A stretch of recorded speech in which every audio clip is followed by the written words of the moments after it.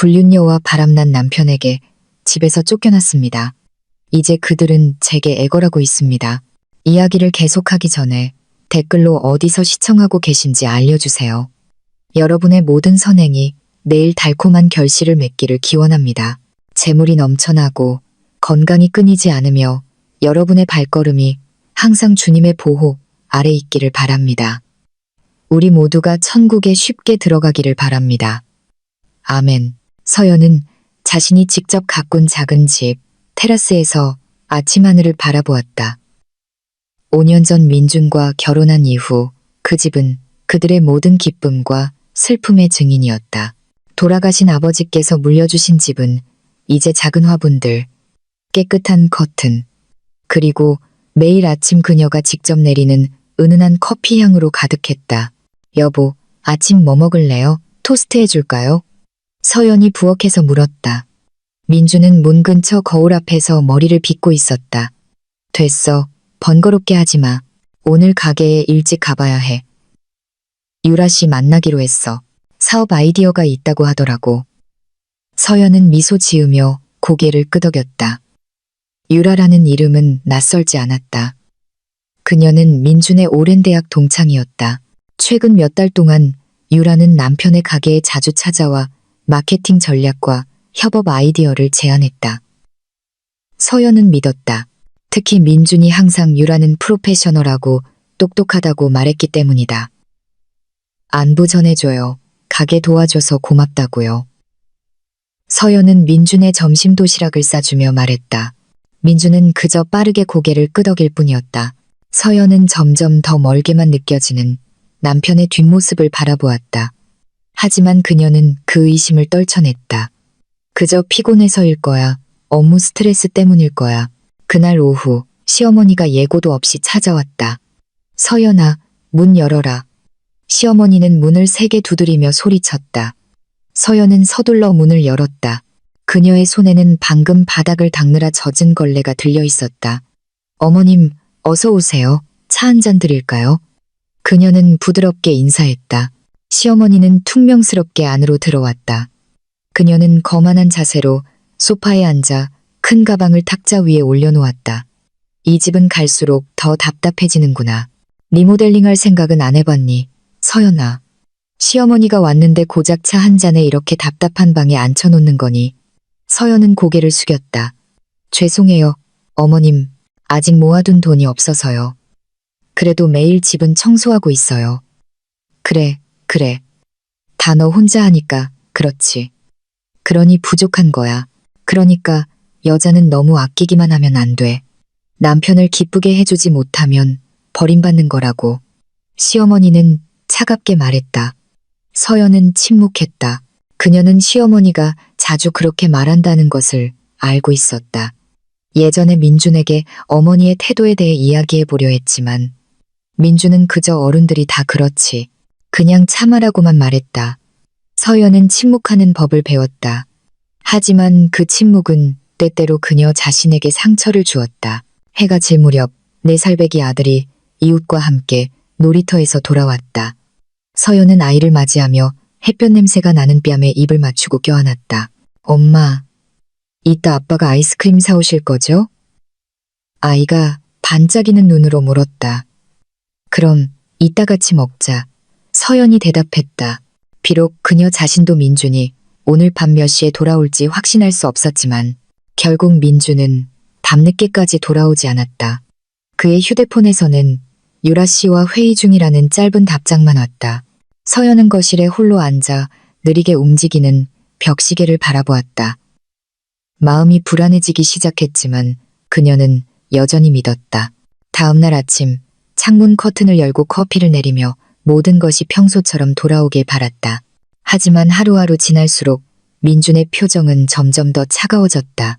그는 서연의 손을 잡는 일이 드물어졌고 집에서 밥을 먹는 일조차 거의 없었다. 고마워라는 말도 점점 사라졌다. 대신 피곤해 자꾸 묻지 마라는 말이 잦아졌다. 하지만 서연의 마음을 가장 아프게 한 것은 그녀의 옷장에 옷이 많이 줄어든 것을 발견했을 때였다. 예전에 그녀가 온라인 쇼핑몰을 운영하며 번 돈으로 샀던 원피스들을 이제 유라가 소셜미디어 게시물에서 입고 있었다. 유라는 민준이 예전에 서연의 생일 선물로 사줬던 시계를 자랑하며 미소 짓고 있었다. 서연은 입술을 깨물 수밖에 없었다.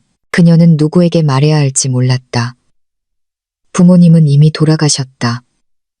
그녀에게는 이 집과 아직 어린 아들뿐이었다. 그녀는 울지 않았다. 아들 앞에서는 그녀는 그저 조용히 모든 소셜미디어 앱을 닫고 이미 깨끗한 바닥을 다시 쓸었다. 어느 날 밤 민주는 낯선 여자의 향수 냄새를 풍기며 돌아왔다. 그는 인사도 없이 곧장 방으로 들어갔다. 서연이 따라 들어가 말을 걸었다. 민준 씨, 뭐 좀 물어봐도 돼요? 민주는 거칠게 한숨을 쉬었다. 또 뭔데? 왜 그렇게 변했어요? 내가 유라 씨랑 협력하는 거 반대한 적 없잖아요. 근데 요즘 당신이 멀어지는 것 같아요.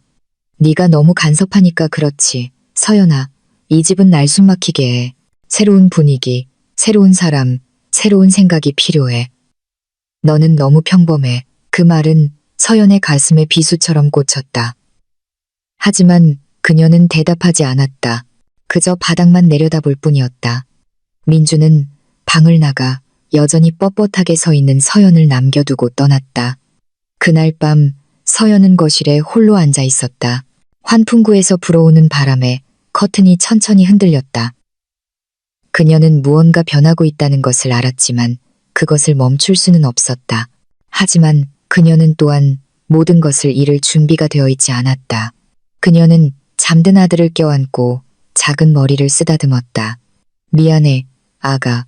엄마가 노력할게. 다음 날 아침 현관문을 열었을 때 서연은 그곳에 서 있는 유라를 보았다.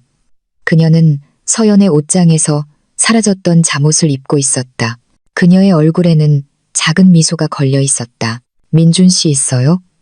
서연이 대답하기도 전에 시어머니가 담장 뒤에서 나타났다. 너 아직도 여기 있었니? 어서 짐 싸서 나가. 이 집은 이제 내 권리가 아니야. 민준이는 더 이상 너랑 살고 싶어 하지 않아. 서연은 얼어붙었다. 어떻게 반응해야 할지조차 몰랐다. 그녀의 등 뒤에서 아들이 엄마를 찾으며 작게 울기 시작했다. 그리고 그 순간 밝은 대낮에 서연은 예전에 괜찮았던 모든 것이 이제 무너지기 시작했다는 것을 알았다.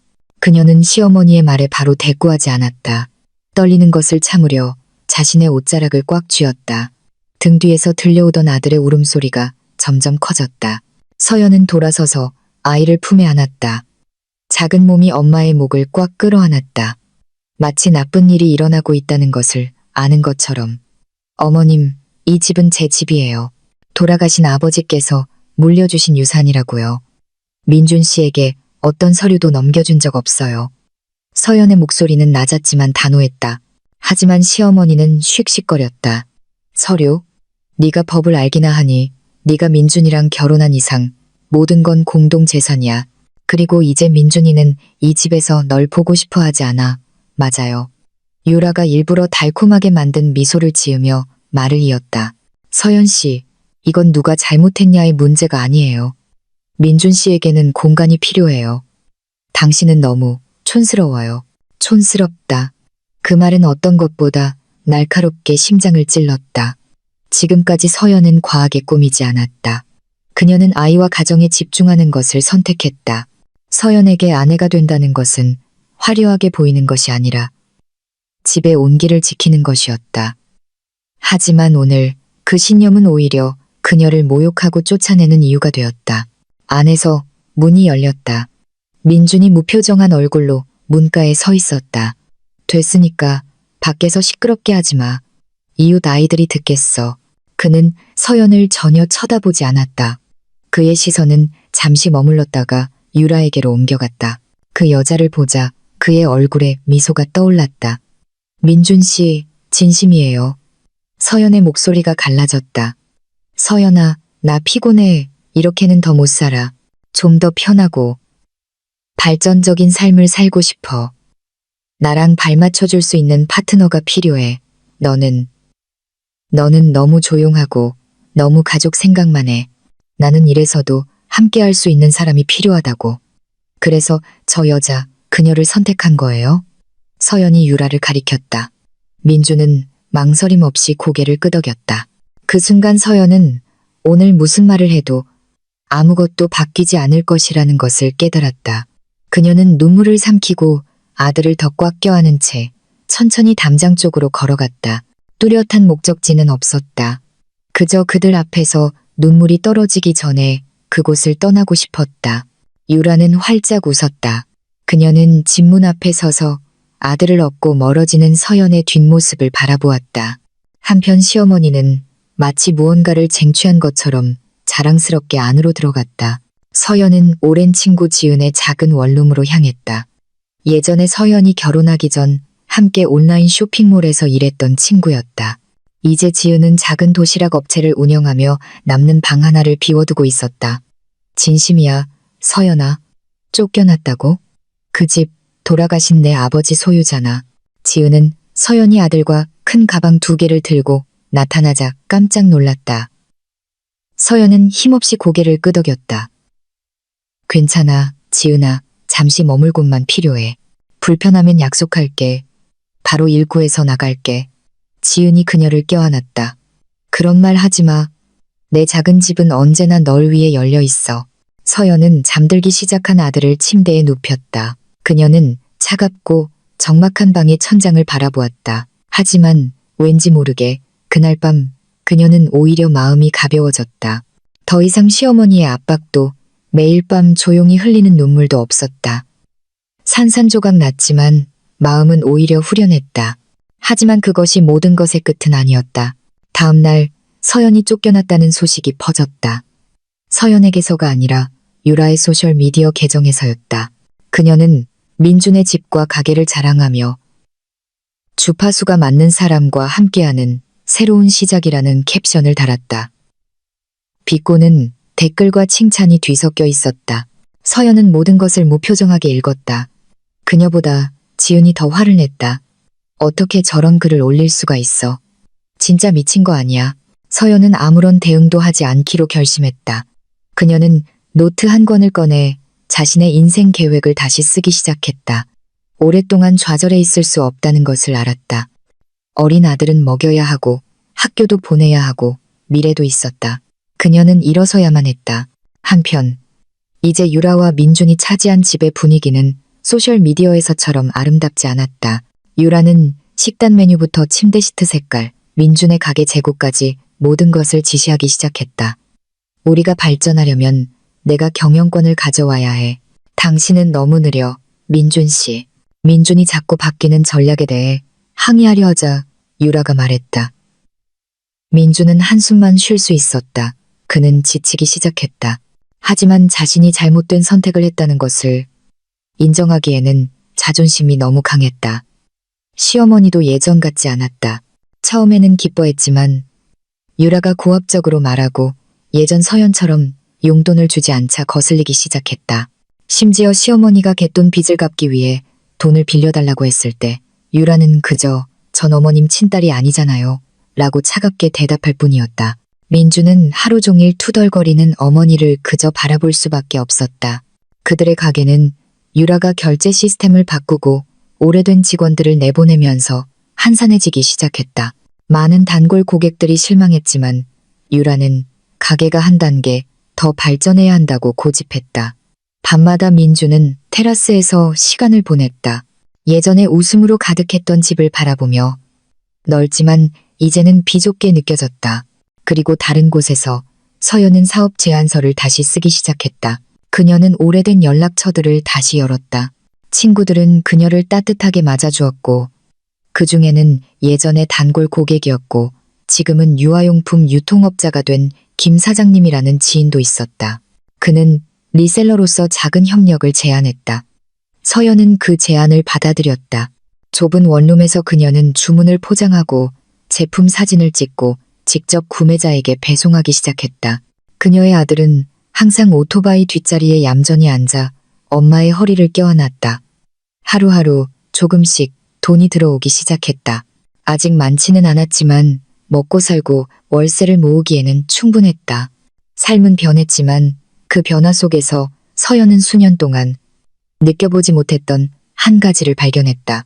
피곤했지만 평온했다. 더 이상 남편이 돌아올 때마다 두려워하지 않았다. 조언을 했다가 핀잔을 듣는 일도 없었다. 더 이상 자신의 집에서 혼자라고 느끼지 않았다. 그녀는 품에 안겨 잠든 아들을 바라보았다. 미안해, 아가. 하지만 엄마가 약속할게. 우리 삶은 이보다 더 나아질 거야. 그리고 그날 밤 윙윙거리는 선풍기 한 대가 있는 좁은 방에서 서연은 작은 미소를 지으며 눈을 감았다. 이 여정은 이제 막 시작되었지만 그녀는 처음으로 한 걸음 내디딜 준비가 되어 있었다. 그날 서연은 평소보다 일찍 일어났다. 하나뿐인 아들은 옆에서 아직 잠들어 있었고 밤새 윙윙거리던 선풍기는 이제 힘없이 돌고 있었다. 여전히 피곤한 몸으로 그녀는 일어나 새벽녘 조용히 기도를 올렸다. 기도 속에서 그녀는 오직 한 가지, 복수하기 위함이 아닌 버텨낼 힘을 구했다. 그 후 그녀는 어젯밤 주문 목록으로 채운 작은 노트를 펼쳤다. 오늘 배송할 택배는 5개. 그녀는 미소 지었다. 비록 이유는 적었지만 모든 것을 스스로 해냈기에 더욱 자랑스러웠다. 한편 그녀가 예전에 살던 집에서는 분위기가 평화와는 거리가 멀었다. 민주는 식탁에 앉아 새로운 가사도우미가 만든 볶음밥을 뜨려 했지만 새벽부터 입맛이 완전히 사라졌다. 맞은편에서 유라는 노트북에 열중하고 있었다. 가게 확장을 위해 당신 통장 해지해야겠어. 유라가 서도 없이 말했다. 민준이 고개를 들었다. 2달 전에 막 리모델링 했잖아. 유라 씨. 그리고 지금은 한산해. 그러니까 리브랜딩해야 한다고. 당신의 낡은 콘셉트는 구식이야. 고객들이 질렸어. 내가 처음부터 말했잖아. 가게는 수준을 높여야 한다고. 유라의 말투는 날카로웠다. 예전처럼 애교 섞인 말투는 더 이상 없었다. 민주는 얼굴을 쓸어내렸다. 머리가 무거웠다. 서연을 떠난 결정이 점점 더 잘못된 것처럼 느껴졌지만 인정하기에는 그의 자존심이 너무 컸다. 같은 시각 시어머니가 민준의 방문을 두드렸다. 그녀의 얼굴은 어두웠고 머리는 아직 빗지 않은 채 헝클어져 있었다. 민준아, 500만 원만 빌려줄 수 있니? 이번 달 갯돈 내야 해. 안 그러면 이웃들에게 창피하단 말이야. 민준이 미간을 찌푸렸다. 어머니, 지난주에 200만 원 가져가셨잖아요. 시어머니는 길게 한숨을 쉬었다. 그건 지난달 거 막은 거고 이건 또 다른 거야. 빨리 좀 해줘. 내 엄마 창피하게 만들지 말고. 민주는 일어나 방으로 들어가 지갑을 열었지만 텅 비어 있었다. 그는 은행 앱을 확인했다. 예금 잔고가 거의 바닥이었다. 그가 모르는 사이에 몇 건의 큰 거래가 빠져나갔다. 민주는 유라에게 다가갔다. 유라 씨, 내 체크카드 썼어? 여기 1,000만 원이 넘는 온라인 쇼핑 지출이 있는데. 유라는 민준을 쳐다보지도 않았다. 홍보에 필요한 거야. 전문적인 사진 자료가 필요하고 나도 콘텐츠가 달라 보이려면 새로운 의상이 필요해. 유라 씨, 우린 인플루언서가 아니잖아. 민준이 목소리를 억누르며 말했다. 알아. 하지만 요즘 모든 사업에는 이미지가 필요하고 당신은 그걸 몰라. 이 일은 나한테 맡겨. 유라가 차갑게 대답했다. 한편 작은 원룸에서 서연은 돌아가신 아버지가 남긴 낡은 서랍장을 확인하고 있었다. 그 안에는 이제 몇 개의 오래된 서류만 보관되어 있었다. 낡은 서류철 뒤에서 그녀는 집 등기부등본, 사본을 발견했다. 법무사의 도장과 아버지의 서명이 있었다. 이 집은 한 번도 명예 이전된 적이 없어. 서연이 나지막이 중얼거렸다. 그녀의 눈은 글자 하나하나를 좇았다. 아버지의 유언장이 첨부되어 있었다. 그 집은 온전히 서연의 유산이며 그녀의 동의 없이는 양도할 수 없다고 명시되어 있었다. 서연의 손이 떨렸다. 그녀는 즉시 휴대폰을 켜고 법무사 사무실에서 일하는 오랜 친구에게 연락했다. 지수야, 만약 유산으로 받은 집이 명예, 이전된 적 없고 돌아가신 아버지 명의로 되어 있으면 여전히 내 소유가 맞는 거지? 그럼 네가 출생증명서에 기재된 친자식인 한 그건 전적으로 내 권리야. 만약 누군가 내 허락 없이 점유하고 있다면 신고할 수 있어. 친구가 빠르게 대답했다. 서연의 심장이 빠르게 뛰었지만 그녀는 바로 미소 짓지 않았다. 법적 절차가 길다는 것을 알았지만 이제 그녀에게는 기댈 곳이 생겼다. 그녀는 단순히 쫓겨난 피해자가 아니었다. 그녀에게는 권리가 있었고 그것만으로도 그녀의 용기를 북돋우기에 충분했다. 다음 며칠 동안 서연은 더욱 바빠졌다. 그녀의 온라인 사업은 몇몇 젊은 엄마들 커뮤니티에서 주목받기 시작했다. 그녀는 여성 소상공인 커뮤니티에서 소규모 인스타그램 라이브 방송을 진행해 달라는 초대를 받았다. 무일푼에서 사업을 시작한 고군분투에 대한 발표도 중 댓글창은 응원의 이모티콘과 찬사의 말로 가득 찼다. 방송이 끝난 후 지은이 뒤에서 그녀를 껴안았다. 넌 대단해, 서연아. 봐. 사람들이 내 목소리를 듣고 있어. 상처받은 건 너뿐만이 아니야. 하지만 넌 그 상처를 힘으로 만들었어. 서연은 고개를 숙였다. 아직 어떻게 해야 할지 모르겠어. 하지만 한 가지는 알아. 내 아이의 권리를 빼앗기게 둘 수는 없어. 한편 유라는 자신의 이름으로 새로운 온라인 판매 계정을 열기 시작했다. 그녀는 민준에게 가게 재무관리 위임장에 서명하라고 시켰다. 민준은 잠시 망설였지만 계속되는 압박에 결국 굴복했다. 서명이 되자마자 유라는 민준 모르게 가게의 모든 재고를 다른 창고로 옮겼다. 이틀 후 민준이 가게에 들어갔을 때 그곳은 텅 비어 있었다. 진열대와 몇 개의 빈 상자만 남아 있었다. 민준은 패닉에 빠졌다. 그는 유라에게 전화했다. 유라 씨, 이게 무슨 짓이야? 물건들 다 어디 갔어? 진정해, 더 전략적인 곳으로 옮겼어.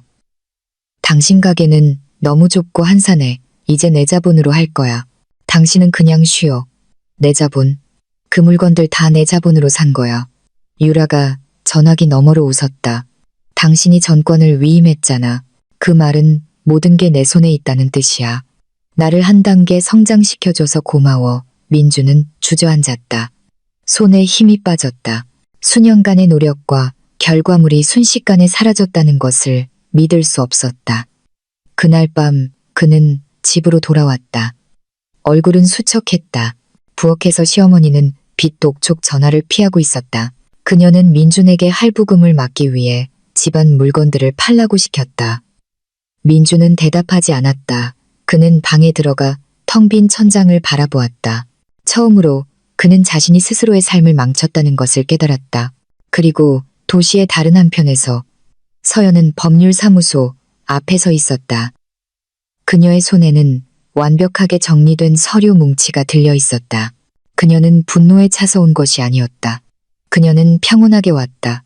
왜냐하면 이제 그녀는 더 이상 버림받은 아내가 아니었기 때문이다. 그녀는 자신의 권리를 알고 그것을 되찾을 준비가 된 여성이었다. 서연은 소박하지만 깔끔한 법률 사무소의 대기실에 앉아 있었다. 그녀의 무릎 위에는 아버지의 유산인 집 등기부 등본, 유언장, 그리고 소유권을 누구에게도 이전한 적이 없다는 증거가 담긴 파란색 서류철이 놓여 있었다. 그녀의 손가락은 서류철을 꽉 쥐고 있었다. 오늘은 복수를 위한 날이 아니라 그녀와 그녀의 아들의 것이어야 할 것을 바로 세우기 위한 날이었다. 박서연님, 들어오세요. 직원이 말했다. 그녀는 상담실로 들어가 친구 지은이 추천해준 베테랑 변호사인 박 변호사의 환영을 받았. 그녀의 이야기를 귀에 깊게 들은 후 박 변호사는 서류를 정리하고 문서를 하나하나 읽으며 확신에 찬 표정으로 고개를 끄덕였다. 법적으로 박서연님께서 여전히 합법적인 소유주입니다.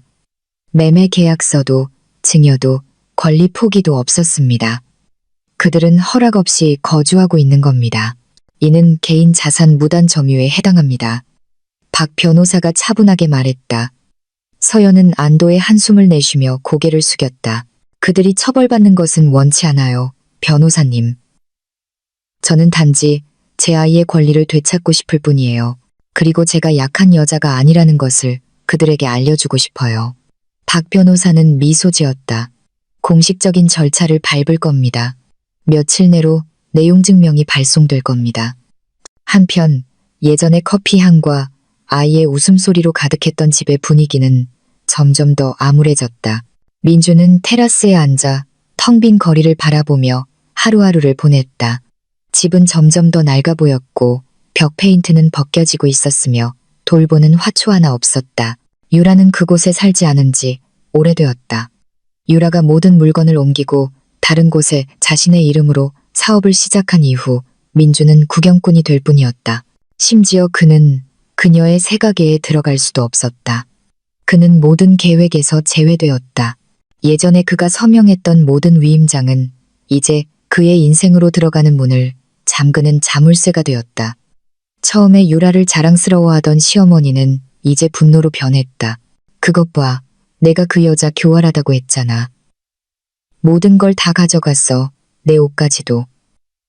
민주는 대답하지 않았다. 그는 그저 길게 숨을 내쉴 뿐이었다. 그의 눈은 퀭했고 목소리는 사라졌다. 침묵 속에서 그는 서연의 목소리에 시달렸다. 부드럽고 인내심 있고 예전에는 그토록 가까웠던 목소리. 하지만 이제는 돌아올 수 없는 목소리였다. 바로 그때 우편 배달부가 앞쪽 담장에 갈색 봉투를 꽂아 넣었다. 시어머니가 그것을 가져와 열었다. 이게 무슨 편지야? 법률사무소에서. 그녀는 패닉에 빠졌다. 민준이 편지를 빼앗아 빠르게 읽었다. 내용 증명이었다. 그들은 편지를 받은 날로부터 7일 이내에 집을 비워달라는 요청을 받았다. 소유주로 박서연의 이름이 명시되어 있었다. 민준의 얼굴이 창백해졌다. 서연이가 보낸 거야. 시어머니는 망연자실하게 서 있었다. 그럼 우리 쫓겨나는 거야? 민주는 대답하지 않았지만 모든 것이 명확했다. 그들은 소유주가 아니었다. 그들은 단지 세입자였을 뿐이다. 서연은 소식을 기다리지 않았다. 그녀는 인생의 새로운 단계를 계획하느라 바빴다. 이전에 인스타그램 라이브가 많은 호응을 얻은 후 몇몇 지역 소상공인들이 그녀를 온라인 강의의 강사로 초대했다. 그녀는 더 안정적인 수입을 얻기 시작했다. 심지어 시장 근처 길가에 작은 가게를 차릴 수 있도록 자금을 대주겠다는 작은 투자자도 나타났다. 그녀는 큰 제안은 거절했다. 저는 제 아이와 가까이 있고 싶어요. 제 사업은 작아도 괜찮아요. 하지만 솔직히 말해서 다시 통제력을 잃게 만드는 큰 돈은 원하지 않아요. 그들이 길가에 첫 번째 가게를 열었을 때 지은이 그녀를 껴안았다. 서연의 집이라는 이름이 붙은 그 작은 가게는 유아용품, 집밥 양념, 건강 간식을 팔았다. 개업일은 소박했고 몇몇 친척, 이웃, 그리고 호기심에 들른 어린아이들만 있었다. 하지만 서연에게는 그것이 마치 궁전에 서 있는 것 같았다. 웅장해서가 아니라 모든 것이 땀과 정직으로 지어졌기 때문이다. 한편 유라는 새로운 사업가로서의 삶을 즐기기 시작했다.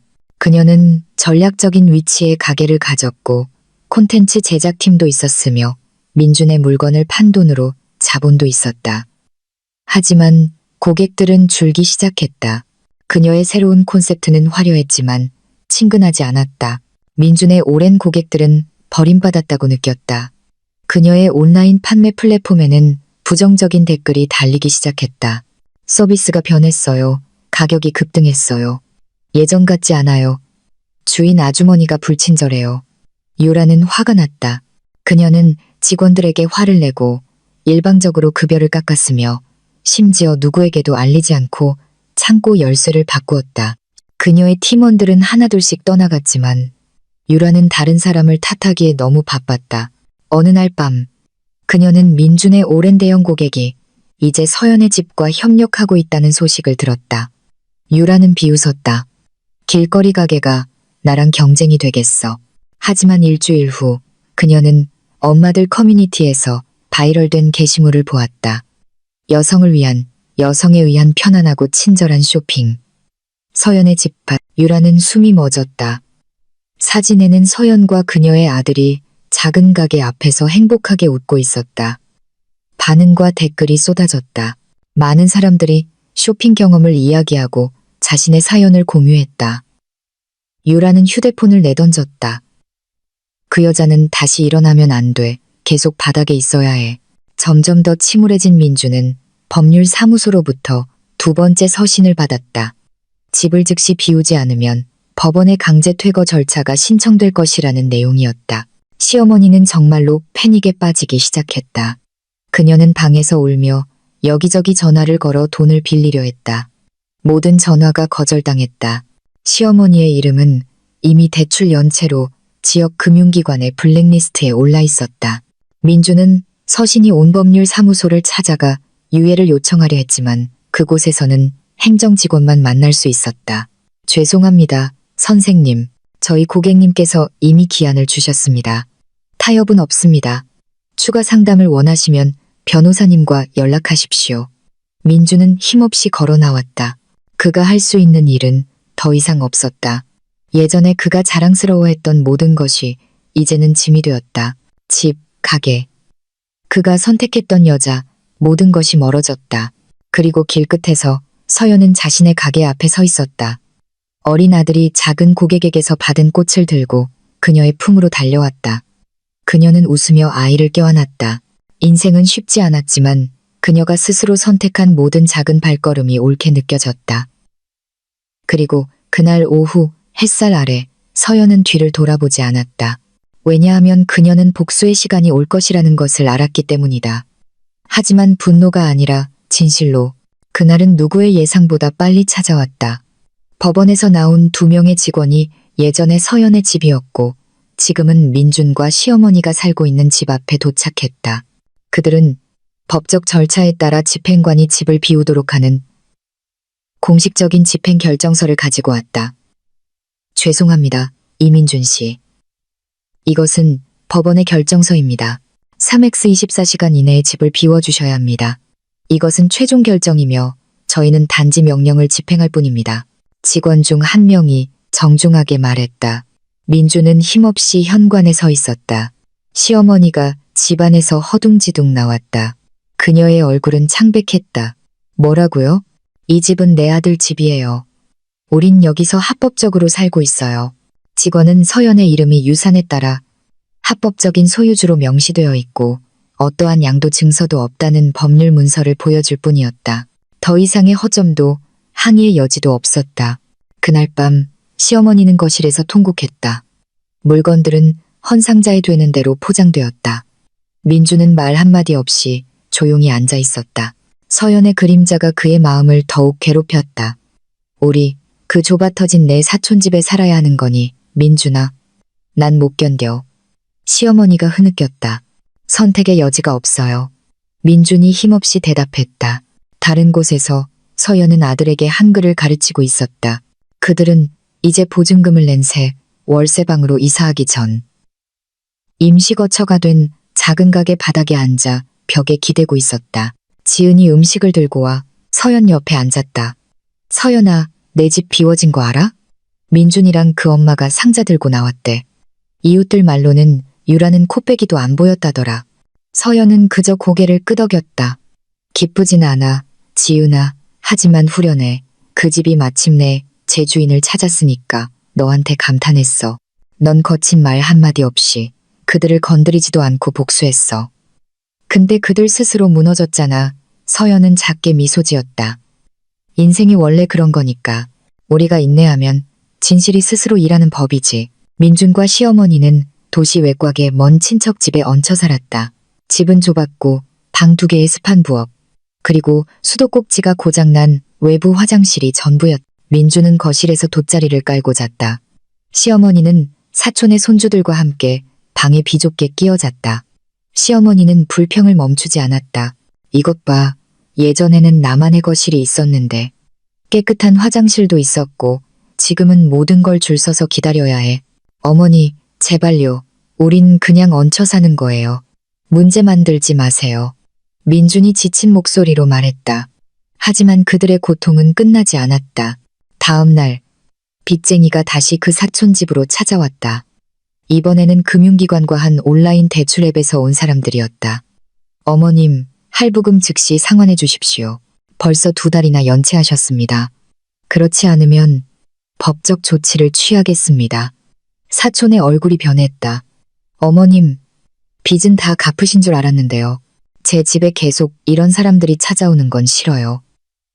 그럼 나랑 민준이 나갈게. 신세 안 져도 돼. 시어머니는 일어나 큰 비닐봉지를 들고 나갔다. 민주는 그저 고개를 숙이고 어머니를 따랐다. 그날 밤 그들은 버스 정류장에서 잠을 잤다. 텅 빈 머리와 지친 몸으로 아침이 오기를 기다리며 다음 날 서연의 작은 가게에 예상치 못한 손님이 찾아왔다. 2명의 어린아이를 데리고 온 한 젊은 엄마가 긴장한 얼굴로 다가왔다. 저기, 여기가 박서연 씨 가게 맞나요? 서연이 미소 지었다. 네, 맞아요. 무엇을 도와드릴까요? 그 엄마는 갑자기 조용히 울기 시작했다. 저는 예전에 민준 씨 가게에서 일했어요. 유라 씨한테 부당하게 해고당했고요. 그런데 사장님이 직접 가게를 여셨다는 소식을 들었어요. 아주 작은 일이라도 좋으니 제가 판매를 도와드려도 될까요? 서연은 감동 어린 눈으로 그녀를 바라보았다. 그녀는 그 여직원의 얼굴을 똑똑히 기억했다. 예전에 가장 성실하게 손님을 응대하던 직원이었다. 물론이죠. 마침 저도 일손이 더 필요했어요. 하지만 아직 일당밖에 못 드려요. 고정급여는 아직 없어서요. 그 엄마는 서연의 손을 잡고 고개를 끄덕였다. 어떤 일이든 할 준비가 되어 있어요. 저는 그저 정직하게 일하고 싶을 뿐이에요. 그때부터 서연의 작은 가게는 더 빠르게 성장했다. 손님은 더 많아졌고 상품은 더 다양해졌다. 그녀는 심지어 큰 길가에 더 큰 장소를 임대했다. 이제 3명의 정규 직원이 있었다. 그중 1명은 민준의 전 직원이었다. 서연은 어디에서도 유라를 언급하지 않았지만 그녀의 성공 소식은 저절로 퍼져나갔다. 한편 유라는 공경에 처했다. 그녀의 호화로운 가게는 점점 더 한산해졌다. 그녀의 판매 사이트에는 악평이 쏟아졌다. 그녀는 브랜드 이름을 바꾸려 했지만 네티즌들은 쉽게 잊지 않았다. 부당하게 해고당했던 민준의 전 직원의 증언 영상이 바이럴되었고 영상은 유라의 이름을 직접 언급했다. 예전에 그녀를 믿었던 투자자들이 자금을 회수하기 시작했다. 한 브랜드는 협력을 철회했다. 그녀는 계약 위반으로 몇몇 파트너로부터 경고장을 받았다. 유라는 패닉에 빠졌다. 그녀는 예전 집으로 돌아갔지만 문은 잠겨 있었다. 이웃들은 그 집이 리모델링 되었고 담장이 다시 세워졌으며 소유주 외에는 아무도 들어갈 수 없다고 말했다. 유라는 민준에게 연락하려 했지만 그의 휴대폰은 이미 정지 상태였다. 그녀는 그저 담장 뒤에 서서 한때 자신의 승리의 상징이었던 집을 바라볼 수밖에 없었다. 이제 그 모든 것이 사라졌다. 그날의 끝자락에 서연은 새가게 앞에 앉아 있었다. 어린아들이 헌대야에서 비눗방울 놀이를 하며 웃고 있었다. 지은이 작은 선물을 들고 왔다. 그 안에는 그녀가 이번 주 첫 판매 수익으로 산 예쁜 브로치가 들어있었다. 서연아, 그냥 말하고 싶었어. 넌 내 친구일 뿐만 아니라 내 영감이야. 너한테서 많은 걸 배웠어. 서연은 저녁 바람에 젖은 뺨을 닦았다. 나도 모든 것에서 배웠어, 지은아. 심지어 유라와 민준에게서도 내가 진정 누구인지, 그리고 내가 충분하다는 것을 배웠어. 그리고 서쪽 하늘로 해가 지기 시작할 때 서연은 아들의 손을 잡고 서서 이제 희망으로 가득 찬 작은 가게를 바라보았다. 그녀는 자신의 삶이 예전처럼 돌아가지는 않겠지만 적어도 더 이상 무시당하지 않고 자신의 집에서 쫓겨나지 않을 것이라는 것을 알았다. 그리고 가장 중요한 것은 버티기로 선택한 것에 대해 더 이상 미안해할 필요가 없다는 것이었다. 그날 서연은 새가게 옆에 빈 땅을 바라보고 있었다. 이전에는 관리되지 않아 잡초와 낡은 건물의 잔해로 가득했던 작은 땅이었다. 그녀의 마음이 조용히 떨렸다. 내가 이 땅을 살 수 있다면 사업을 하고 싶은 엄마들을 위한 작은 교육 공간을 만들고 싶어. 옆에 서 있던 지은이 활짝 웃었다. 진심이야, 확신해. 이제 막 시작했잖아. 서연이 고개를 끄덕였다. 바로 그거야. 내가 무시당하고 얕보이고 맨바닥에서 시작하는 기분을 알기 때문이야. 나 혼자만 성공하고 싶지 않아. 다른 사람들을 위한 공간을 열어주고 싶어. 그 생각은 헛된 야망이 아니었다. 몇 주 동안 서연은 가게 수익을 모았다. 그녀는 사치하지 않았고 명품을 사지도 않았다. 그녀는 조금씩 돈을 모으면서 그 땅의 합법적인 소유주를 찾아 나섰다. 알고 보니 그 땅은 다른 도시로 이사간 은퇴한 교사의 소유였. 단골 법무사의 도움을 받아 협상한 끝에 매매 절차는 순조롭게 진행되었다. 서연이 공식적으로 소유권 이전 서류를 받은 날 그녀는 조용히 울었다. 환희 때문이 아니라 예전에 그녀는 앉을 자리조차 없었기 때문이다. 도시의 다른 한편에서 민준과 시어머니의 삶은 점점 더 궁지에 몰렸다. 집에서 쫓겨나고 몇몇 친척 집에서도 거절당한 후 그들은 결국 터미널 근처의 좁은 쪽방을 얻었다. 민준은 시장에서 짐꾼으로 일하기 시작했다. 일당은 겨우 먹고 살 정도였지만 그나마 다행이었다. 시어머니는 방 앞에 앉아 끝없이 쌓이는 먼지를 쓸며 하루를 보냈다. 머리카락은 희끗희끗해졌다. 그녀의 얼굴은 나이보다 훨씬 늙어 보였다. 그녀는 더 이상 큰 소리치던 무서운 시어머니가 아니었다. 이제 그녀의 목소리는 거의 들리지 않았고 가끔씩 길게 한숨을 쉴 뿐이었다. 엄마 목마르다, 민준아, 그녀가 힘없이 말했다. 민준은 고개를 끄덕이고 공동 정수기에서 물을 떠왔다.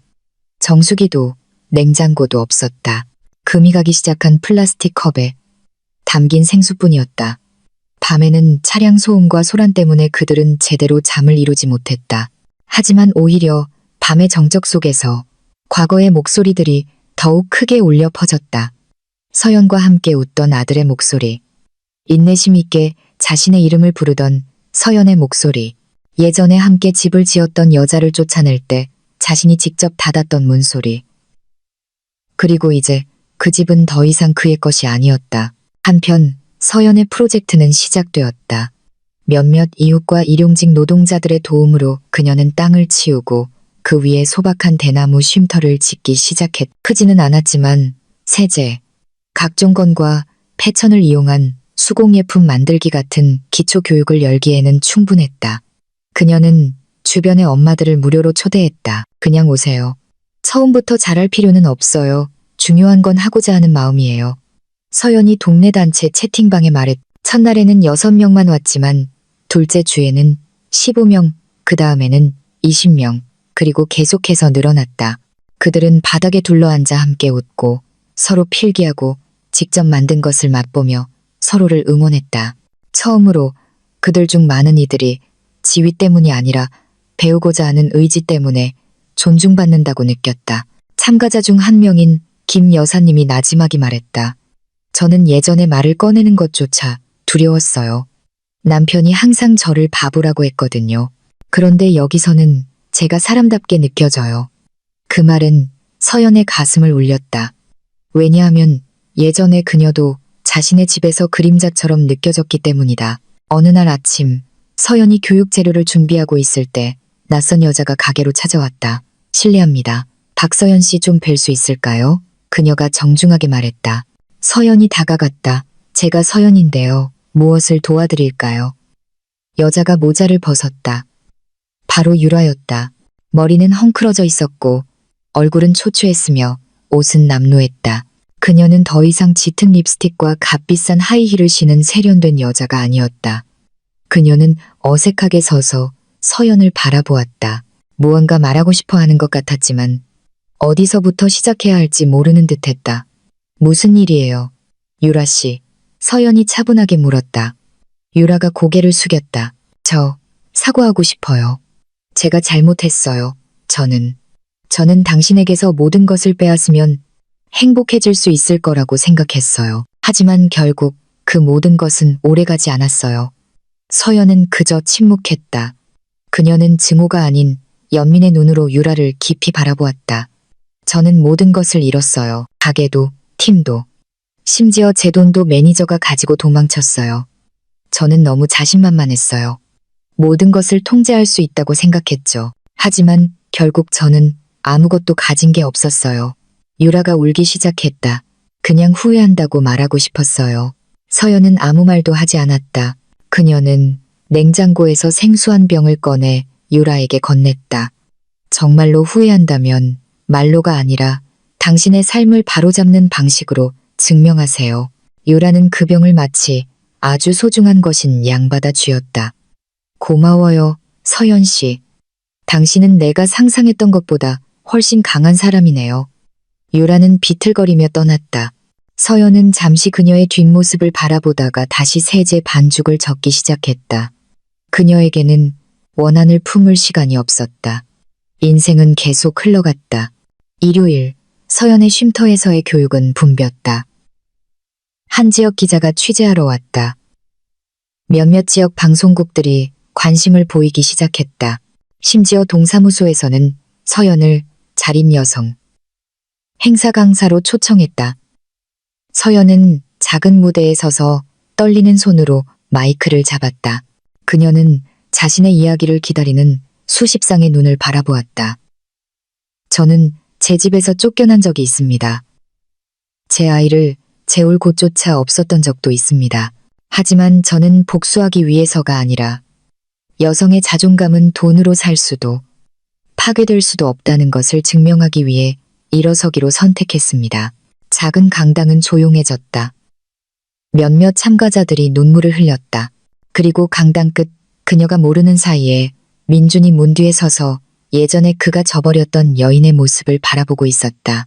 이제 그녀는 그가 알던 누구보다도 강하게 스스로의 발로 서 있었다.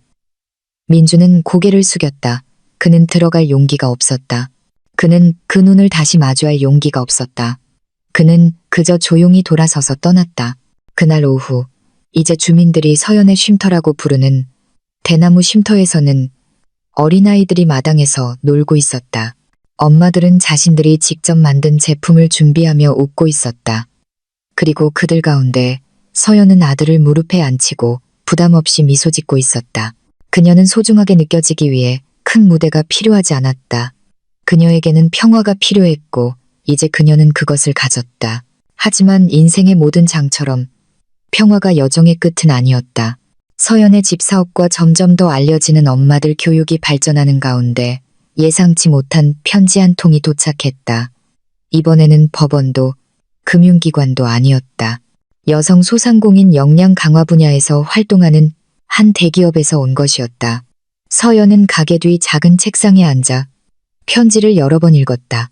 그녀의 아들이 선반 뒤에서 엿보고 있었고 지은은 반응을 기다리며 초조하게 서 있었다.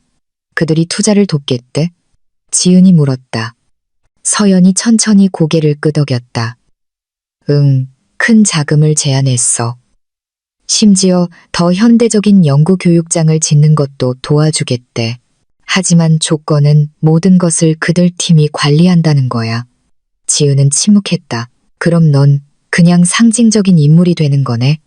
소유주도 실질적인 운영자도 아니고. 서연이 힘없이 대답했다. 그날 서연은 바로 대답하지 않았다. 그녀는 칭찬에 취하지도 않았지만 찾아온 복을 거절하고 싶지도 않았다.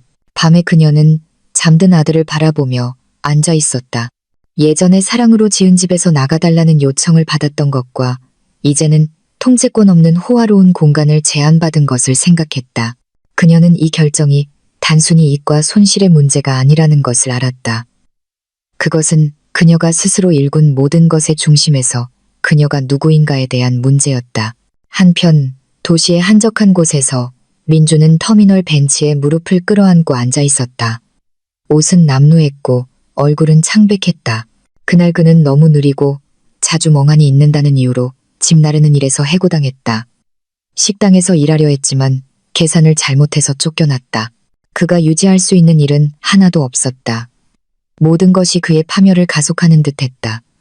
남은 것은 오직 그가 자신의 손으로 파괴한 가족에 대한 기억뿐이었다. 그는 유라에게 연락하려 했지만 그 번호는 더 이상 사용되지 않았다. 몇몇 이웃들은 유라가 이제 다른 도시의 작은 미용실에서 일한다고 했다. 투자자들에게 빚을 져서 도망쳤다는 사람도 있었다. 민주는 방향을 잃었다. 그동안 모든 것을 그의 탓으로 돌렸던 시어머니마저 이제 병이 들었다. 심각하지는 않았지만 민준이 마지막 남은 돈으로 약을 사야 할 정도였다. 예전에 무섭던 어머니는 이제 그저 누워서 조용히 울 뿐이었다. 민준아, 네가 잘못 선택했어. 네가 사람을 잘못 봤어. 시어머니가 나지막이 말했다. 민준이 고개를 숙였다. 알아요, 어머니, 알아요. 하지만 모든 게 이미 너무 늦었어요. 그리고 절망의 정점에서 민준은 결코 상상하지 못했던 발걸음을 내디뎠다. 서연의 가게를 찾아가는 것이었다. 그날 아침 서연은 2명의 새 직원과 함께 세제와 건조식품 진열대를 정리하고 있었다. 그들은 웃긴 손님과 까다로운 손님에 대한 이야기를 나누며 웃고 있었다. 바로 그때 낯선 모습이 가게 울타리 앞에 섰다. 민준이었다. 몸은 더 말랐고 머리는 헝클어져 있었으며 얼굴에는 예전에 큰 결정을 내렸던 남자의 자존심의 흔적조차 보이지 않았다. 그는 자신이 정말로 그곳에 서 있을 자격이 있는지 확신할 수 없는 것처럼 얼어붙어 서 있었다. 지은이 그를 먼저 보았다. 저 사람 민준 씨잖아. 서연이 돌아섰다. 가슴이 잠시 답답했지만 증오의 떨림은 없었다. 단지 평온한 뿐이었다. 그녀는 울타리를 열고 예전에 눈물 한 방울 없이 자신의 집문을 닫았던 남자 앞에 섰다. 무슨 일이에요, 민준 씨? 민준이 고개를 숙였다. 잠깐만 시간 좀 내줄 수 있을까 해서. 서연은 지은과 직원들에게 안으로 들어가라는 신호를 보냈다. 그들은 천천히 물러났다. 서연아, 내가 사과할 자격이 없다는 거 알아. 하지만 예전에 네가 했던 모든 말이 맞았다고 말하고 싶었어. 내가 틀렸어. 널 잘못 판단했고 잘못된 선택을 했어. 우리 집을 망쳤어. 그게 내가 가진 유일한 진짜였는데. 서연은 침묵했다. 그녀의 얼굴에는 눈물도 높아진 목소리도 없었다. 그녀는 그저 한때 진심으로 사랑했던 남자의 눈을 바라볼 뿐이었다. 다시 돌아와 달라고 하러 온 거 아니야. 그게 불가능하다는 거 알아. 그냥 내가 모든 것을 잃었고 그게 공평하다는 걸 네가 알았으면 해서, 네가 이겼다는 걸 알았으면 해서. 서연이 천천히 한숨을 내쉬었다. 나는 경쟁하고 있는 게 아니에요, 민준 씨. 나는 이길 필요가 없어요. 나는 그저 평온하게 살고 싶을 뿐이에요. 민준이 힘없이 고개를 끄덕였다. 네가 원한다면 내가 여기서 도울 수 있을까? 짐꾼이든 뭐든. 비록 작더라도 정직하게 일하게 해줘. 서연은 오랫동안 침묵했다. 그러고 나서 그녀는 대답했다. 정말로 정직하게 일하고 싶다면 다른 곳에서 시작하세요. 여기가 아니라 나는 이 공간이 깨끗하기를 바라요. 여기에 있는 것들이 서로의 아픈 상처를 상기시키지 않는 곳에서 자라나길 바라요. 민주는 고개를 숙였다. 그것이 거절이라는 것을 알았지만 모욕의 형태는 아니었다. 오히려 한때 그가 아무 설명 없이 버렸던 사람에게서 나온 존엄성 가득한 거절이었다. 고마워. 너는 여전히 좋은 사람이구나, 서연아. 그러고 나서 그는 떠났다. 서연은 오랫동안 얼어붙어 서 있었지만 눈물은 흐르지 않았다. 지은이 나와서 그녀의 손을 잡았다. 괜찮아. 서연이 고개를 끄덕였다. 그냥 후련해. 모든 게 끝났어. 며칠 후 서연은 대기업 투자 제안에 대한 결정을 내렸다. 그녀는 그들에게 연락해서 말했다. 엄청난 관심에 감사드립니다. 하지만 저는 이 공간이 큰돈이 아닌 작은 손들로 지어졌기 때문에 독립적으로 남기로 선택했습니다. 그 결정은 많은 사람을 놀라게 했지만 오히려 그녀의 이름을 더욱 알리게 되었다. 지역 언론은 젊은 여성, 서민 사업의 주권을 지키기 위해 대규모 투자 거절이라고 썼다. 같은 날 밤 한 젊은 엄마가 가게에 와서 말했다. 저는 예전에 입도 뻥긋 못하던 주부였어요. 하지만 여기서 교육을 받고 나서 저만의 수입이 생겼어요. 이제는 남편이 오히려 전폭적으로 지지해줘요. 서연은 미소 지었다. 그것이 가장 아름다운 승리였다. 그리고 그날 밤 가게 문을 닫고 졸기 시작한 아들의 손을 잡으며 그녀는 결코 변하지 않는 한 가지를 알았다. 인생은 예측할 수 없다.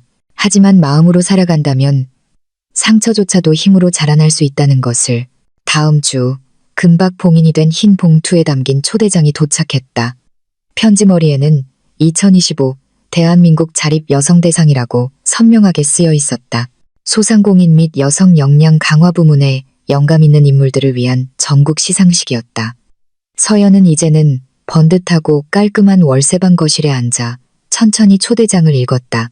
옆에서는 그녀의 아들이 종이 위에 꽃과 해를 그리고 있었다. 지은은 편지 내용을 보고 작게 뛰어올랐다. 서울에 초대받았다고? 이건 장난이 아니야, 서연아. 대단한 사람들과 한 무대에 서는 거라고. 서연은 그저 평온하게 미소 지었다. 아직 나한테는 너무 과분하게 느껴져. 하지만 마음속으로 그녀는 이것이 크고 작음의 문제가 아니라는 것을 알았다. 이것은 여정에 관한 것이었다. 예전에 그녀를 무너뜨렸던 상처가 이제 그녀를 상상도 못했던 무대로 이끌고 있다는 것에 대한 이야기였다. 그녀는 부드러운 파스텔 톤의 소박한 원피스 한 벌을 사고 지역 메이크업 아티스트를 섭외하고 아들과 지은을 데리고 서울로 향했다. 그녀는 처음부터 자신과 함께 해준 누구도 남겨두고 싶지 않았다. 시상식이 열리는 건물은 크리스털 샹들리에와 레드 카펫으로 화려했다. 서연은 정장과 우아한 드레스를 입은 다른 초대객들 사이를 천천히 걸었다. 하지만 그들의 시선은 그녀를 작아지게 만들지 않았고 오히려 그녀를 더욱 꼿꼿하게 만들었다. 왜냐하면 그녀는 자신의 자존감이 신고 있는 신발 브랜드에 달려있는 것이 아니라 그녀가 걸어온 여정에 달려있다는 것을 알았기 때문이다. 무대에 오를 차례를 기다리며 그녀는 지은과 아들과 함께 중간줄에 앉았다. 주최 측은 동반 아동을 위한 특별 공간을 마련해 주었다. 강당 건너편 서연이 모르는 사이에 방구석에 2명의 다른 초대객이 앉아 있었다. 민준과 시어머니였다. 두 사람은 귀빈으로 참석한 것이 아니라 저소득층 가정을 위한 교육을 제공하는 한 사회 재단의 초대를 받아 참석했다. 민준은 이제 임시보호소에서 일일 자원봉사자로 일하고 있었고 시어머니는 빚과 이혼으로 무너진 가정을 위한 재활 프로그램에 참여하고 있었다. 그들은 서연이 참석할 것이라는 사실을 몰랐다. 그리고 무대 앞 대형 스크린에 영감 있는 자립 여성 후보 프로필이 표시되었을 때 서연의 얼굴이 그녀의 작은 가게, 대나무 교육 쉼터, 그리고 그녀가 아들을 껴안고 소박한 연설을 하는 영상과 함께 나타났다. 저는 단지 여성들이 우리가 넘어져도 우리만의 방식으로 일어설 수 있다는 것을 알았으면 합니다. 박수 소리가 강당을 가득 메웠다. 민주는 자리에서 얼어붙었다. 시어머니는 갑자기 고개를 숙였다. 그녀도 모르게 눈물이 흘렀다. 민준아, 저기 서연이다. 그녀가 나지막이 속삭였다. 민주는 대답하지 않았다. 그는 그저 무대만 쳐다보았다. 서연이 소박한 원피스와 꾸밈 없는 미소를 지으며 한 계단 한 계단 올라가기 시작했다. 서연이 무대에 섰을 때 스포트라이트가 그녀의 얼굴을 비췄다. 그녀는 장관으로부터 트로피를 받고 한두 마디 소감을 말해달라는 요청을 받았다. 맑고 차분한 목소리로 그녀는 말했다. 예전에 저는 어린 아들과 함께 원룸 바닥에서 잠을 잤습니다. 저는 쫓겨나고 모욕당하고 무시당했습니다. 하지만 저는 자존감이 동정심에서 자라나는 것이 아니라는 것을 압니다. 그것은 악을 증오로 갚지 않으려는 용기에서 자라납니다. 다시 한번 박수갈채가 터져나왔다. 카메라들이 여전히 평온한 서연의 얼굴을 비췄다. 하지만 강당 구석에서 민주는 거의 울음을 참을 수 없었다. 행사가 끝난 후 참가자들은 서로 대화하고 인사하는 자유시간을 가졌다. 몇몇 지역 기자들이 서연을 둘러싸고 질문을 하고 사진을 요청했다. 지은은 서연의 아들을 디저트 테이블로 데려갔다. 그리고 인파 속에서 민주는 얼어붙어 서 있었다. 그는 인사를 하고 싶었고 말을 걸고 싶었지만 발걸음이 무거웠다. 시어머니가 천천히 그에게 다가왔다. 민준아, 우리 집에 가자. 우린 더 이상 그녀에게 줄 것이 아무것도 없어. 하지만 민주는 힘없이 말했다. 그냥 마지막으로 가까이서 보고 싶어. 후회 속에서가 아니라. 서연이 경호원 없이 음료 코너 쪽으로 걸어갈 때 그들의 눈이 마주쳤다. 시간은 멈춘 듯 했다. 말도 미소도 어떤 신호도 없었다. 단지 한때 서로를 믿었던 한 쌍의 눈이 이제는 더 이상 들추고 싶지 않은 상처를 서로 알아볼 뿐이었다. 서연은 인사하지 않았다. 그녀는 그저 가볍고 꼿꼿한 걸음으로 민준을 지나쳐갔다. 분노도 증오도 없이. 하지만 또한 사랑의 잔여물도 없이.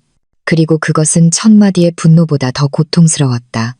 민준은 눈을 감고 깊은 숨을 내쉬며 그녀를 떠나보냈다. 서연은 아들의 손을 잡고 지은에게 말했다. 집에 가자. 나는 이제 충분해. 이보다 더한 것은 필요 없어. 그리고 차가 집으로 향하는 길을 달릴 때 서연은 창밖으로 하늘을 바라보았다. 그녀는 최고의 복수는 예전에 자신을 거부했던 누구에게서도 더 이상 인정을 필요로 하지 않는 행복이라는 것을 알았다. 전국 시상식에서 돌아온 후 서연의 삶은 예전처럼 소박하지만 의미 있게 돌아왔다. 그녀는 여전히 매일 아침 가게를 열고 여전히 자신의 손으로 교육 쉼터 마당을 쓸고 여전히 매일 오후 따뜻한 웃음으로 아들을 껴안았다. 하지만 그녀 안에 무언가는 변해 있었다. 그녀는 더 이상 조용히 상처를 품고 있는 여자가 아니었다. 그녀는 세상의 눈에는 화려하지 않지만 마음의 눈에는 놀라운 방식으로 자신을 치유했다. 어느 날 아침 그녀는 지역자치단체로부터 전화를 받았다. 그들은 아직 손길이 닿지 않은 경계 지역에 서연의 집 2호점 개설 협력을 제안했다. 시설과 장소는 이미 준비되어 있었다. 그들에게 필요한 것은 서연의 상징성, 교육과정, 그리고 리더십이었다. 지은은 그 소식을 듣고 기뻐했다. 서연아, 이건 네가 더 많은 여성을 도울 수 있다는 뜻이야. 2호점이라니. 상상해봐. 서연은 미소 지었지만 마음은 다른 곳에 있었다. 그녀는 아이들이 놀고 엄마들이 웃으며 직접 생산한 식재료를 다듬는 쉼터 마당을 바라보았다. 지은아, 너무 커지면 내가 감성을 잃을까봐 두려워. 여기서는 내가 모든 사람의 이름을 알아. 누구네 아이가 잠을 잘 못 자는지도 알고 누가 조용히 이혼했는지도 알아. 그녀가 힘없이 말했다. 지은이 그녀를 깊이 바라보았다. 하지만 넌 어두운 곳에 촛불을 켤 수 있다는 것도 알잖아. 서연아, 네가 대단해서가 아니라 네가 하려고 하기 때문이야. 그날 밤 서연은 깊이 생각했다. 그녀는 영원히 편안한 곳에 머물 수 없다는 것을 알았다. 하지만 모든 곳이 집이 될 수 없다는 것도 깨달았다. 그녀는 성장하고 싶었지만 방향을 잃고 싶지는 않았다. 한편 민주는 그와 시어머니가 사는 작은 월세방 근처 공원 벤치에 앉아 있었다. 어머니는 여전히 아팠다. 그는 이제 생수 배달원으로 일했다. 임금은 적었지만 먹고 약을 사기에는 충분했다. 그는 더 이상 예전의 삶을 되찾으려 하지 않았다. 하지만 어느 날 밤 그는 손편지를 쓰고 남은 용기를 쥐어짜 서연의 가게로 갔다. 그때 가게는 거의 문을 닫을 시간이었다. 서연의 아들은 뒷방에서 잠들어 있었고 지은은 물건을 정리하고 있었다. 민주는 울타리 가장자리에 섰다. 이번에는 아무것도 기대하지 않았다. 서연이 나와서 잠시 그를 바라보았다. 무언가를 부탁하러 온 게 아니야. 그냥 이것만 전해주고 싶었어. 그가 봉투를 내밀며 말했다. 서연은 말없이 그것을 받았다. 민주는 천천히 고개를 끄덕이고 뒤돌아보지 않고 걸어갔다. 그날 밤 작은 방에서 서연은 그 편지를 열었다. 서연아, 모든 것에 대해 아무리 사과해도 부족할 거야. 내 존재가 네가 쌓아 올린 평화를 망칠 뿐이라는 걸 알아. 하지만 내가 더 평온하게 내 삶을 마감할 수 있도록 이것만은 쓰게 해줘. 예전에 나를 사랑해줘서 고마워. 모든 잘못을 증오로 갚지 않아줘서 고마워. 그리고 여자가 파괴하지 않고도 일어설 수 있다는 것을 증명해줘서 고마워. 서연은 무거운 가슴으로 편지를 닫았다. 하지만 분노 때문이 아니었다. 오히려 마음이 마침내 완전히 후련해졌기 때문이었다. 원한의 자리도 오래된 상처의 자리도 없었다. 남은 것은 교훈과 수용뿐이었다. 몇 주 후 서연은 많은 사람을 놀라게 한 결정을 내렸다. 그녀는 2호점의 상임대표가 되는 것을 거절했다. 대신 그녀는 자신이 키운 커뮤니티의 젊은 엄마 2명을 지명하여 공유 및 정기 감독 시스템으로 운영을 맡겼다. 서연의 집은 저에 대한 것이 아니라 일어서고 싶은 모든 사람에 대한 것입니다. 그녀는 새 지점 출범 전 마지막 회의에서 말했다. 지역 언론은 그녀의 결정을 현명하고 드문 행보라고 조명했다. 하지만 서연에게 이것은 전략이 아니었다. 이것은 본능이었다. 그녀는 이름이 아니라 의미를 원했다. 그리고 그 경계 지역의 2호점이 문을 열었을 때 온라인 커뮤니티 화면에는 새로운 얼굴들이 빛나고 있었다. 예전에 목소리가 없었던 여성들이 이제 스스로의 발로 서서 미소 짓고 있었다. 같은 날 터미널 근처 소박한 식당에서 민주는 혼자 앉아 있었다. 그는 빌린 휴대폰으로 온라인 뉴스를 읽었다. 서연의 집 설립자, 전국 직책 거절, 커뮤니티와 가까이 남기로 선택. 그는 멍하니 창밖을 바라보았다. 누군가 그의 어깨를 두드렸다. 아저씨, 생수 주문 준비됐어요. 가게 직원이 말했다. 민주는 일어나 생수통을 어깨에 맸다.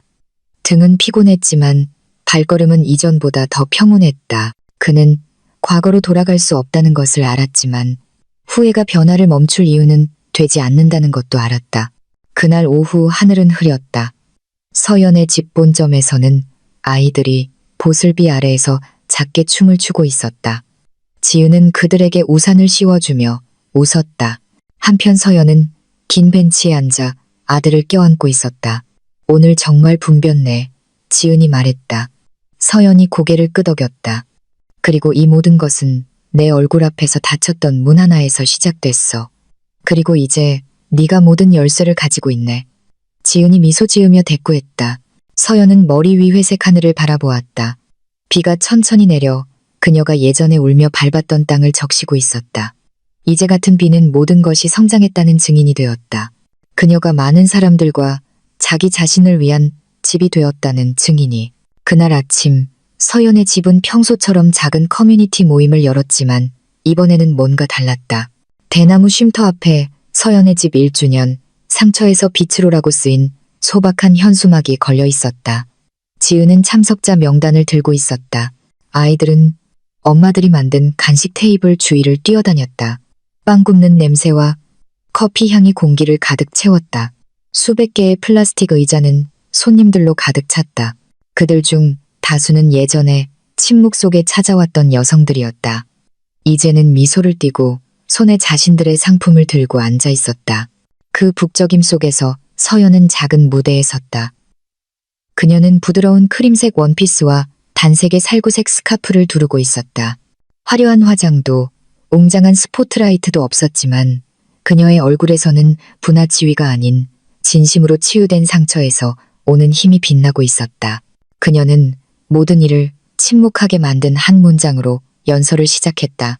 저는 제가 모욕당한 적이 없어서가 아니라 그곳에 머물지 않기로 선택했기 때문에 여기에 서 있습니다. 모든 눈이 감동으로 그녀를 바라보았다. 중간줄에는 민준이 어머니와 함께 조용히 앉아 있었다. 그들은 가족 회복 프로그램의 새로운 참가자로서 커뮤니티의 초대를 받아 참석했다. 그들 중 누구도 말을 하지 않았다. 그들은 그저 듣고 있었다. 예전에 저는 남편과 함께 지은 집에서 쫓겨났습니다. 제가 나빠서가 아니라 제가 보이지 않았기 때문입니다. 제자리가 아닌 것을 훔친 여자에게 비웃음을 당했고 자신이 서 있는 집의 주인이 누구인지 잊은 시어머니에게 짐으로 여겨졌습니다. 서연의 목소리는 떨리지 않았다. 그녀는 증오 없이 오히려 군중을 침묵시키는 평온함으로 그 말을 했다. 하지만 저는 복수하지 않기로 선택했습니다. 저는 그들처럼 되지 않기로 선택했습니다. 저는 비틀거리면서도 아들을 껴안고 걷기로 선택했습니다. 누가 잘못했는지 증명하기 위해서가 아니라 제 아들이 엄마가 무너지지 않는 것을 보고 자라도록 하기 위해 일어서기로 선택했습니다. 몇몇 사람들이 눈물을 닦기 시작했다. 지은은 무대 옆에 서서 이제 6살이 되어 앞줄에 앉아있는 서연의 아들의 어깨를 잡고 있었다. 아들은 엄마가 말하는 것을 보며 작게 미소 지었다. 서연의 집은 단지 저에 대한 것이 아닙니다. 이곳은 자리를 잃고 목소리를 잃고 자기 자신을 잃었던 모든 여성에 대한 것입니다. 여기서 우리는 그 목소리를 다시 찾습니다. 그리고 그 목소리는 분노하기 위함이 아니라 치유하기 위함입니다. 박수 소리가 터져 나왔지만 서연은 잠시 고개를 숙였다가 다시 얼굴을 들었다. 그녀는 민준과 시어머니가 앉아있는 뒤쪽을 멀리 바라보았다. 그들의 시선이 잠시 마주쳤다. 길지는 않았지만 말없이 서로를 인정하기에 충분했다. 서연이 더 이상 원한을 품고 있지 않다는 것을 보여주기에 충분했다. 그녀는 끝냈다. 행사가 끝난 후 몇몇 손님들이 그녀에게 다가와 악수를 청했다. 한 커뮤니티 잡지 기자가 물었다. 서연 대표님, 혹시 괜찮으시다면 이 모든 여정에서 얻은 가장 큰 교훈 한 가지가 무엇인가요? 서연은 미소 지으며 망설임 없이 대답했다. 세상이 우리에게 문을 닫을 때 그것은 우리가 가치 없다는 의미가 아닙니다. 때로는 그것이 우주가 우리에게 누구도 손댈 수 없는 손잡이가 달린 우리만의 문을 만들도록 밀어주는 방식입니다. 그날은 미소와 포옹으로 끝났다. 서연의 집은 이제 단지 건물이 아니라 여성이 영원히 희생자가 될 필요가 없다는 상징이 되었다. 버림받은 아내, 비난받는 어머니, 쫓겨난 며느리가 많은 영혼에게 빛을 가져다주는 리더가 될 수 있다는 상징이. 민준과 시어머니는 느린 걸음으로 집으로 돌아갔다. 인정을 얻지는 못했지만 더 중요한 한 가지 깨달음을 얻었다. 그들이 예전에 버렸던 것이 이제는 무엇으로도 살 수 없다는 깨달음을. 그리고 서연은 뒤돌아보지 않았다. 그녀는 그들이 후회할 필요가 없었다. 왜냐하면 그녀의 새로운 삶에서 그녀는 가장 순수한 사랑, 자기 자신에 대한 사랑을 찾았기 때문이다. 때로는 우리의 상처를 비우는 사람들은 그 상처가 바로 우리가 더 강하게 성장하는 이유가 된다는 것을 모릅니다. 모욕하는 사람들의 인정을 기다리지 마세요. 혼자서라도 당당히 설 자격이 있다는 것을 증명하면 충분합니다. 왜냐하면 여성의 자존감은 빼앗길 수도 살 수도 없으며 자기 자신을 믿는 한 결코 사라지지 않을 것이기 때문입니다.